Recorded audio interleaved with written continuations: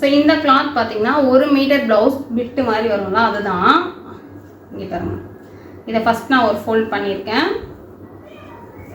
இது வந்து சின்ன பிள்ளைங்களுக்கு நம்ம இப்படி பண்ணலாம். பெரியவங்களுக்கு நான் வந்து இன்னும் ஒரு முறை வேறு ஏதாவது வச்சு சொல்கிறேன். கொஞ்சம் பெரிய கிளாத் வச்சு பெரியவங்களுக்கு நம்ம போடுறதுனா என்ன பண்ணலாம் அப்படின்றத நான் சொல்கிறேன். நம்ம கிளாஸ் கம்ப்ளீட் ஆகும்போது நான் முடிஞ்ச சாரியில் வந்து ஒரு ஃப்ராக் கன்வர்ஷன் நம்ம பெரியவங்க போடுற மாதிரி சொல்லி கொடுக்குறோம். ஸோ அதில் வந்து உங்களுக்கு எக்ஸ்பிளைன் பண்ணுறேன், ஓகேவா? ஸோ இப்போ இதில் வந்து நான் எப்படி நோட்ஸ் காட்டணும்னா அதே மாதிரி தான் போட போகிறேன்.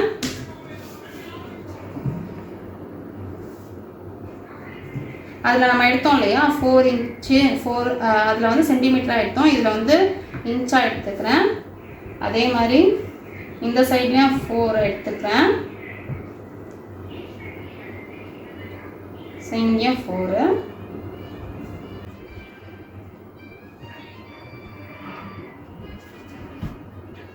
ஸோ எடுத்துட்டு இந்த ஷேப்பை போட்டு நம்ம திரும்பவும் செக் பண்ணிக்கலாம்.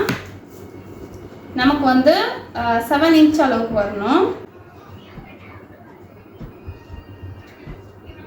நமக்கு ஒரு 6.5 கிட்ட வருது. நம்ம கட் பண்ணும்போது இன்னும் கொஞ்சம் இறக்கி கட் பண்ணிக்கலாம், இல்லைன்னா இதே அளவு கூட போதும் நமக்கு. ஸோ மார்க்கிங் அந்த அளவுக்கு தெரியலன்னு நினைக்கிறேன், பட் நான் கொஞ்சம் டார்க் பண்ணுறேன்.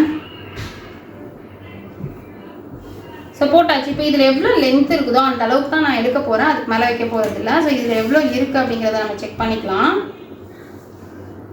13.5 இருக்குது, ஓகேவா? ஸோ அந்த 13.5 அந்த மெஷரை வந்து அப்படியே சுற்றி நம்ம மார்க் பண்ணிக்கலாம்.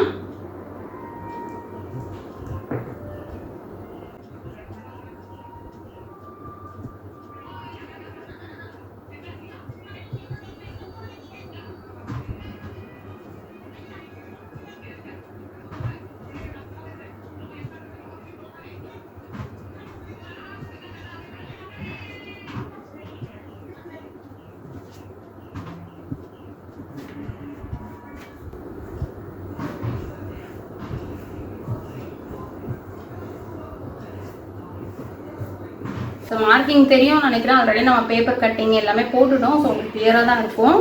இப்போ இதை நம்ம கட் பண்ணிடலாம்.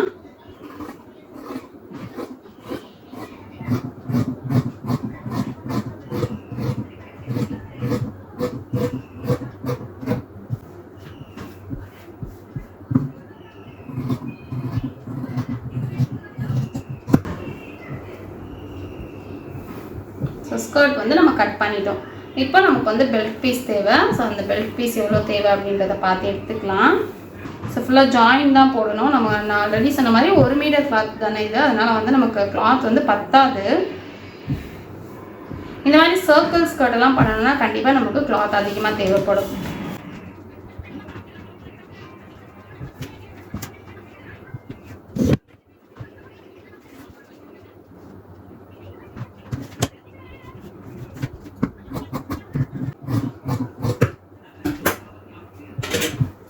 ஸோ இதில் வந்து 4 பீஸ் இருக்குது. 4 பீஸ் நான் ஜாயின் பண்ணி பார்க்குறேன், போதுமா அப்படின்னு பார்த்துக்கலாம். அதுக்கப்புறம் வேணும் அப்படின்னா நம்ம வந்து அடிஷ்னலாக ஜாயின் கொடுத்துக்கலாம்.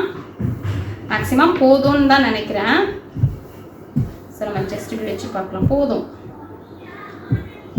ஸோ 4 பீஸ் வந்து நமக்கு போதும். இவ்வளோ எடுக்கணும்னு இல்லை, நீங்கள் சிங்கிள் பீஸாகவே எடுத்துக்கோங்க. உங்களுக்கு கிளாத் நிறையா இருந்தால் சிங்கிள் பீஸாக எடுத்துக்கோங்க. இல்லைன்னா நான் அந்த ஸ்கர்ட்டில் பண்ணால கான்ட்ராஸ்ட்டாக வேறு ஏதாவது கிளாத் கூட நீங்கள் போட்டு ஸ்டிச் பண்ணிக்கலாம். பட் நான் இதே தான் கொடுக்க போகிறேன். ஜஸ்ட் நம்ம இப்போது அதில் எப்படி பண்ணமோ அதே மாதிரி தான் பண்ண போகிறோம். சரி, நமக்கு தனித்தனி பீஸாக இருக்குது அப்படின்றதால நம்ம ஜாயின் பண்ணுறோம்.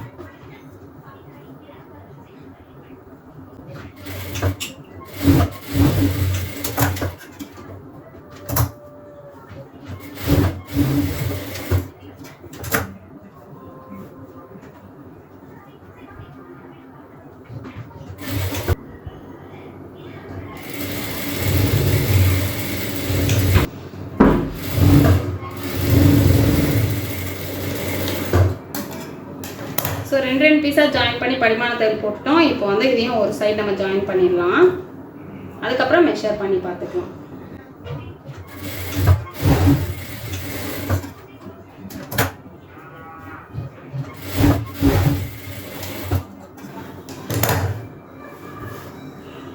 ஸோ ஃபுல் பீஸ் நம்ம ஜாயின் பண்ணிட்டோம். இப்போ நம்ம இதை மெஷர் பண்ணி பார்க்கலாம். கிளாத் வந்து நல்லா இழுத்து வரும். நான் ஆல்ரெடி சொல்கிற மாதிரி கிளாத் நல்லா இழுத்து வரும் அப்படிங்கிறதால நல்லா இழுத்து வச்சு செக் பண்ணிக்கோங்க. அப்படி இல்லைன்னா ஷார்ட்டேஜ் வந்துடும்.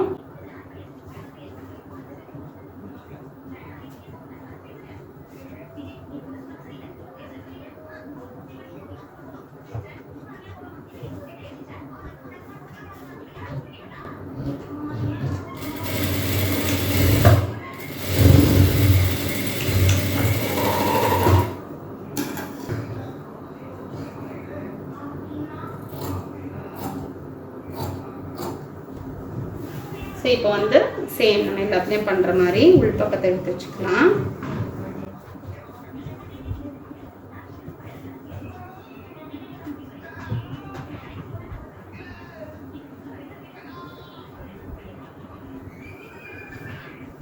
ஸோ இப்படி எடுத்து வச்சுட்டு மேலே இருக்கிற ரெண்டையும் விட்டுலாம், கீழே இருக்கிற ரெண்டையும் ஜாயின் பண்ண ஆரம்பிக்கும்.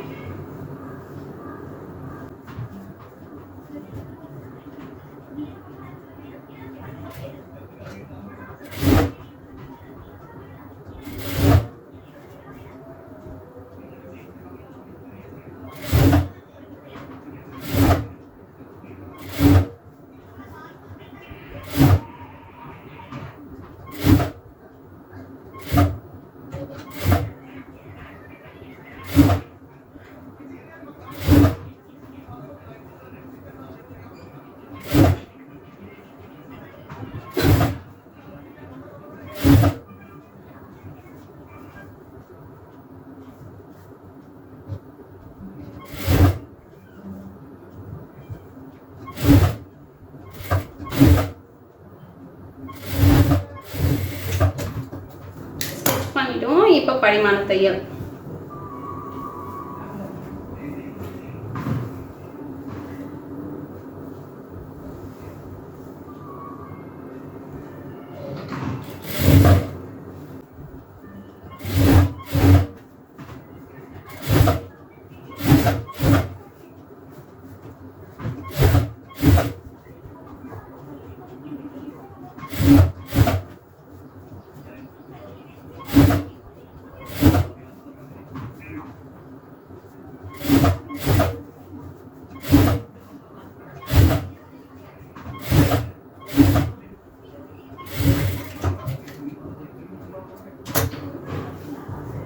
படிமான தையல் போட்டாச்சு. இப்போ மேலே ஒரு 1/2 இன்ச் ஃபோல்ட் பண்ணி ஃபஸ்ட்டு ஸ்டிச் பண்ணிடலாம். அதுக்கப்புறம் இன்னொரு ஃபோல்ட் பண்ணி ஸ்டிச் பண்ணிடலாம்.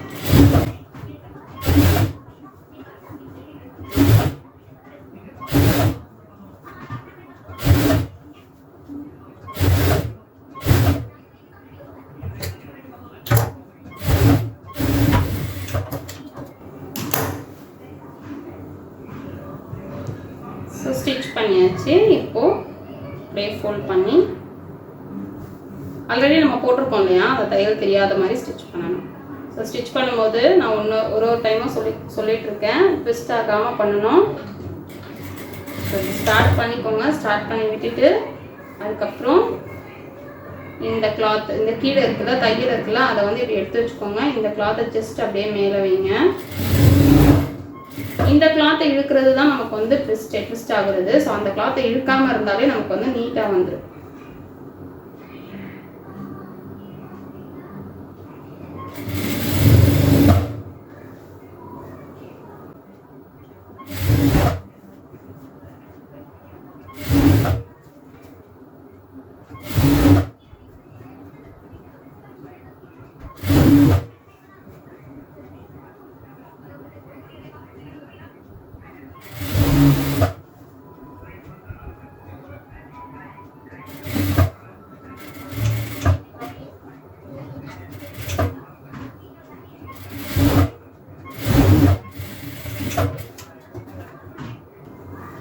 கம்ப்ளீட் பண்ணியாச்சு. இப்போ எலாஸ்டிக் போட்டுடலாம்.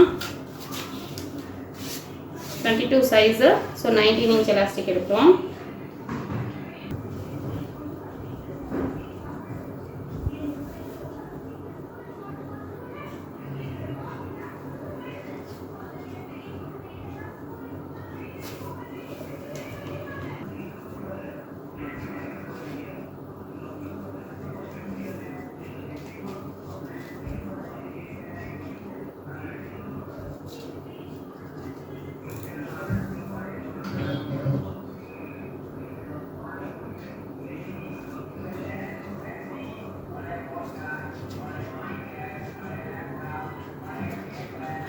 ஸோ கரெக்டாக இருக்கா அப்படின்னு ட்விஸ்ட் ஆகாமல் இருக்கான்னு செக் பண்ணிவிட்டு ஸ்டிச் பண்ணுங்கள். அதுக்கப்புறம் திரும்பி கட் பண்ணி இந்த எலாஸ்டிக்கே யூஸ் பண்ணாத மாதிரி ஆகிடும். ஏன்னா நம்ம அந்தளவுக்கு ஸ்டிச் போடுறோம் இல்லையா, அதுக்கப்புறமா நம்ம பிரித்து அந்த எலாஸ்டிக்கை கட் பண்ணி எடுக்கிற மாதிரி தான் இருக்கும்.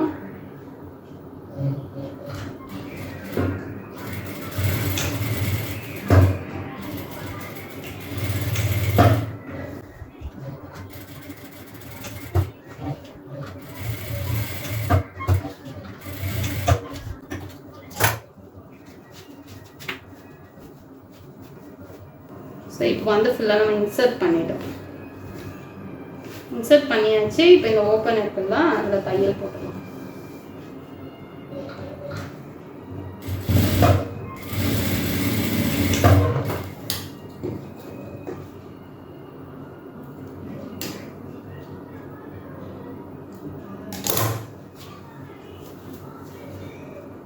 கரெக்டாக கிளாத்தை வந்து ஸ்ப்ரெட் பண்ணி விட்டுட்டு தான் அந்த தையல் போடணும். எலாஸ்டிக்கில் ஸ்ப்ரெட் பண்ணாமல் இருந்தீங்கன்னா ஒரே பக்கத்துக்கே எல்லா கிளாத்தும் வந்துடும். ஸோ நான் ஸ்ப்ரெட் பண்ணி விட்டுட்டேன். இப்போ தையல் போட்டுக்கிறேன்.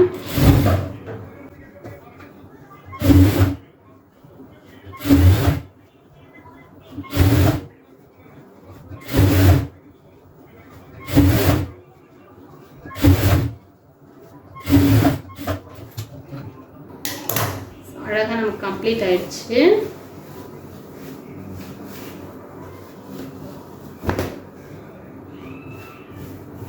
ஸோ ஒரு ப்ளவுஸ் பீஸ்லேயே நம்ம ஸ்டிச் பண்ணிட்டோம் பாருங்க.